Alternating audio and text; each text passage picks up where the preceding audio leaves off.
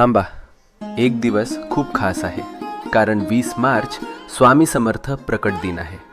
लोक म्हणतात आपल्याकडे सगळं आहे, पैसा, घर, सोयीसुविधा, पण मन शांत नाही, समाधान नाही.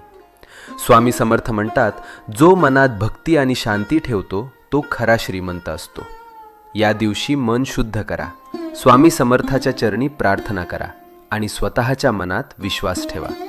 स्वच्छ मन आणि भक्तीने जीवनात शांती आणि सकारात्मक ऊर्जा येते. घर स्वच्छ ठेवा, एखाद्याला मदत करा, छोटं तरी चांगलं कार्य करा. या सर्वांनी स्वामीची कृपा तुमच्यावर राहील आणि मनात शांती येईल. प्रकट दिनी मनात विश्वास, भक्ती आणि शांतीची ज्योत पेटवा.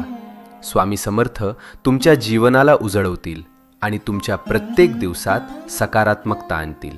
श्री स्वामी समर्थ.